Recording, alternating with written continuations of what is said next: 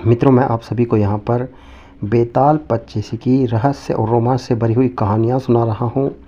आज की कहानी है लड़की किसको मिलनी चाहिए। उज्जैन में महाबल नाम का एक राजा रहता था। उसके हरिदास नाम का एक दूत था जिसके महादेवी नाम की बड़ी सुंदर कन्या थी। जब वह विवाह के योग्य हुई तो हरिदास को बहुत चिंता होने लगी। इसी बीच राजा ने उसे एक दूसरे राजा के पास भेजा। कई दिन चक्कर लगाकर हरिदास वहां पहुंचा।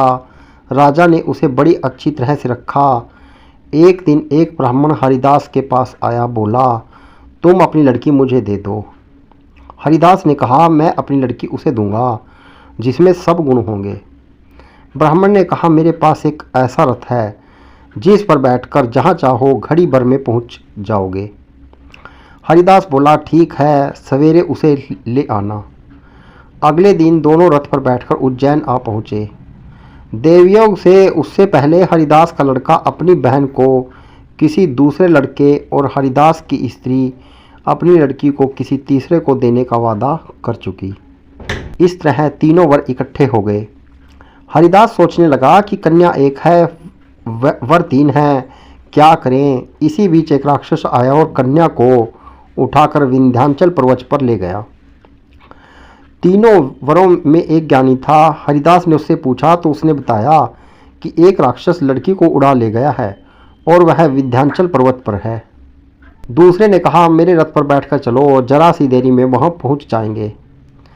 तीसरा बोला, मैं शब्द बेदी तीर चलाना जानता हूँ, राक्षस को मार गिराऊंगा।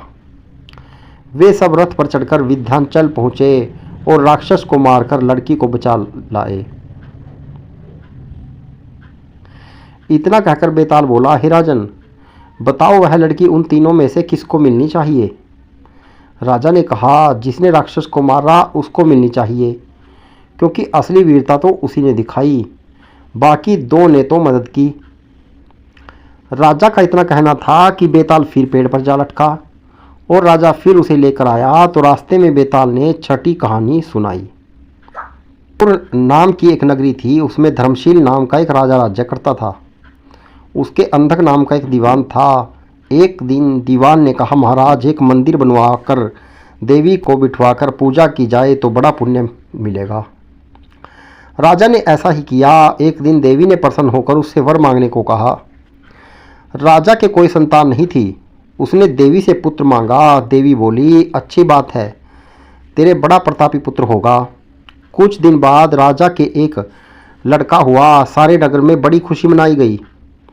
एक दिन एक धोबी अपने मित्र के साथ उस नगर में आया। उसकी निगाह देवी के मंदिर पर पड़ी। उसने देवी को प्रणाम करने का इरादा किया। उसी समय उसे एक धोबी की लड़की दिखाई दी जो बड़ी सुंदर थी। उसे देखकर वह इतना पागल हो गया कि उसने मंदिर में जाकर देवी से प्रार्थना की, हे देवी, यह लड़की मुझे मिल जाए। अगर मिल गई तो मैं अपना सिर तुझ पर चढ़ा दूंगा। इसके बाद वह हर घड़ी बेचैन रहने लगा। उसके मित्र ने उसके पिता से सारा हाल कहा। अपने बेटे की यह हालत देखकर वह लड़की के पिता के पास गया और उसके अनुरोध करने पर दोनों का विवाह हो गया। विवाह के कुछ दिन बाद लड़की के पिता वहां उत्सव हुआ, इसमें शामिल होने के लिए न्योता आया। मित्र को साथ लेकर दोनों चले। रास्ते में उसी देवी का मंदिर पड़ा तो लड़के को अपना वादा याद आ गया। उसने मित्र और स्त्री को थोड़ी देर रुकने को कहा और स्वयं जाकर देवी को प्रणाम करके इतने जोर से तलवार मारी कि उसका सिर धड़ से अलग हो गया। देर हो जाने पर जब उसका मित्र मंदिर के अंदर गया तो देखता क्या है कि उसके मित्र का सिर धड़ से अलग पड़ा है। उसने सोचा कि यह दुनिया बड़ी बुरी है, कोई यह तो समझेगा नहीं कि इसने अपने आप शीश चढ़ाया है। सब यही कहेंगे कि इतनी सुंदर स्त्री को हड़पने के लिए मैंने इसकी गर्दन काट दी, इससे कहीं मर जाना अच्छा है। यह सोचकर उसने तलवार लेकर अपनी गर्दन उड़ा दी। उधर बाहर खड़ी खड़ी स्त्री हैरान हो गई तो वह मंदिर के भीतर गई। देखकर चकित रह गई। सोचने लगी कि दुनिया कहेगी यह बुरी औरत होगी, इसलिए दोनों को मार आई। इस बदनामी से अच्छा मर जाना अच्छा है। यह सोचकर उसने तलवार उठाई और जैसे ही गर्दन पर मारनी चाहिए कि देवी ने प्रकट होकर उसका हाथ पकड़ लिया और कहा, मैं तुझ पर प्रसन्न हूँ, जो चाहो सो मांगो। स्त्री बोली, हे देवी, इन दोनों को जिला दो। देवी ने कहा, अच्छा, तुम दोनों के सिर मिलाकर रख दो। घबराहट में स्त्री ने सिर जोड़े तो गलती से एक का सिर दूसरे के धड़ पर लगा दिया। देवी ने दोनों को जिला दिया। अब वे दोनों आपस में झगड़ने लगे। एक कहता कि यह मेरी स्त्री है, दूसरा कहता मेरी।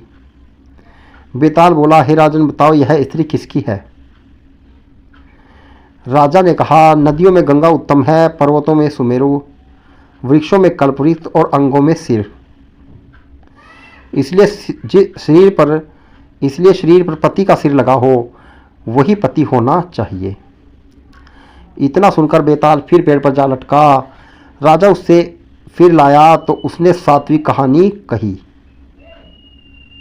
मिथिलावती नाम की एक नगरी थी, उसमें गुणाधिप नाम का राजा राज्य करता था। उसकी सेवा करने के लिए दूर देश से एक राजकुमार आया। वह बराबर कोशिश करता रहा, लेकिन राजा से उसकी भेंट न हुई। जो कुछ वह अपने साथ लाया था वह सब बराबर हो गया। एक दिन राजा शिकार खेलने चला। राजकुमार भी साथ हो लिया। चलते चलते राजा एक जंगल में पहुंचा। वहां उसके नौकर चाकर भी छूट गए। राजा के साथ अकेला वह राजकुमार रह गया। उसने राजा को रोका। राजा ने उसकी ओर देखा तो पूछा, तू इतना कमज़ोर क्यों हो रहा है? उसने कहा, इसमें मेरे कर्म का दोष है। मैं जिस राजा के पास रहता हूँ वह हजारों को पालता है, पर उसकी निगाह मेरी ओर नहीं जाती। राजन, 6 बातें आदमी को हल्का करती हैं। खोटे नर की प्रीति, बिना कारण हंसी, स्त्री से विवाद, असज्जन स्वामी की सेवा, गधे की सवारी और बिना संस्कृत की भाषा। और हे राजा, ये 5 चीज़ें आदमी में पैदा होते ही विधाता उसके भाग्य में लिख देता है। आयु, कर्म, धन, विद्या और यश। राजन, जब तक आदमी का पुण्य उदय रहता है तब तक उसके बहुत से दास रहते हैं। जब पुण्य घट जाता है तो भाई भी बैरी हो जाते हैं। पर एक बात है, स्वामी की सेवा अकारथ नहीं जाती, कभी न कभी फल मिल ही जाता है। यह सुन राजा के मन पर उसका बड़ा असर हुआ। कुछ समय घूमने घामने के बाद वे नगर में लौट आए। राजा ने उसे अपनी नौकरी में रख लिया। उसे बढ़िया बढ़िया कपड़े और गहने दिए। एक दिन राजकुमार किसी काम से कहीं गया। रास्ते में उसे देवी का मंदिर मिला। उसने अंदर जाकर देवी की पूजा की। जब वह बाहर निकला तो देखता क्या है, उसके पीछे एक सुंदर स्त्री चली आ रही है। राजकुमार उसे देखते ही उसकी ओर आकर्षित हो गया। स्त्री ने कहा, पहले तुम कुंड में स्नान कर आओ, फिर जो कहोगे सो करूंगी। इतना कहकर राजकुमार कपड़े उतारकर जैसे ही कुंड में घुसा और गोता लगाया कि अपने नगर में पहुंच गया। उसने जाकर राजा को सारा हाल कह सुनाया। राजा ने कहा, यह अचरज मुझे भी दिखाओ। दोनों घोड़े पर सवार होकर देवी के मंदिर पर आए। अंदर जाकर दर्शन किए और जैसे ही बाहर निकले कि वह स्त्री प्रकट हो गई। राजा को देखते ही बोली, महाराज, मैं आपके रूप पर मुग्ध हूँ, आप जो कहेंगे वही करूँगी। राजा ने कहा, ऐसी बात है तो तू मेरे इस सेवक से विवाह कर ले। स्त्री बोली, यह नहीं होने का, मैं तो तुम्हें चाहती हूँ। राजा ने कहा, सज्जन लोग जो कहते हैं उसे निभाते हैं, तुम अपने वचन का पालन करो।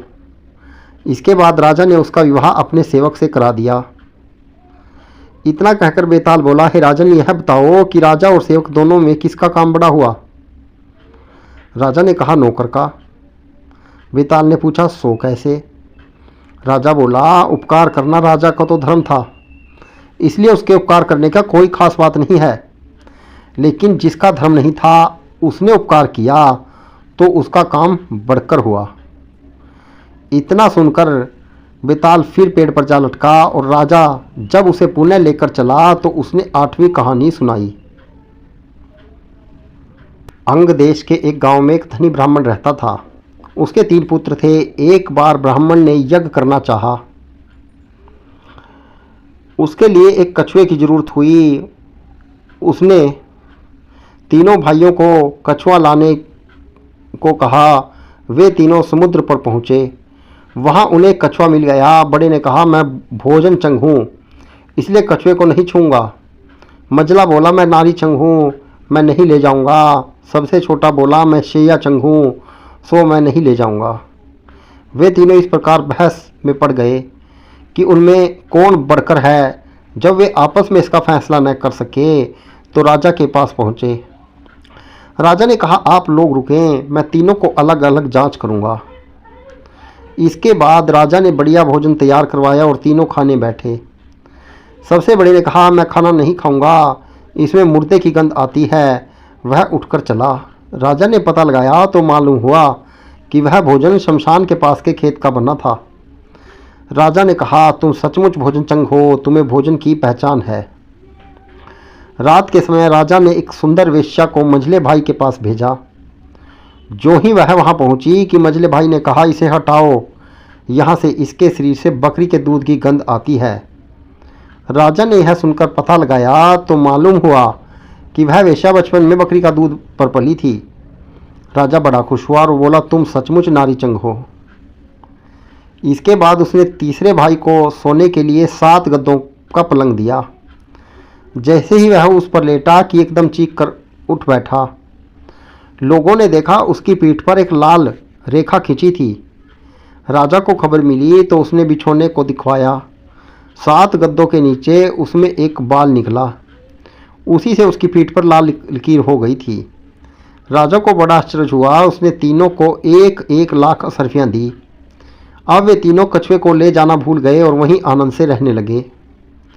इतना कहकर बेताल बोला, हे राजा, तुम बताओ कि उन तीनों बढ़कर कौन था। राजा ने कहा, मेरे विचार से सबसे बढ़कर शैया चंग था, क्योंकि उसकी पीठ पर बाल का निशान दिखाई दिया और ढूंढने पर बिस्तर में भी बाल पाया गया था। बाकी 2 के बारे में तो यह भी कहा जा सकता है कि उन्होंने किसी से पूछकर जान लिया होगा। इतना सुनते ही बेताल फिर पेड़ पर जा लटका। राजा लौटकर वहां गया और उसे लेकर लौटा तो उसने यह कहानी कही।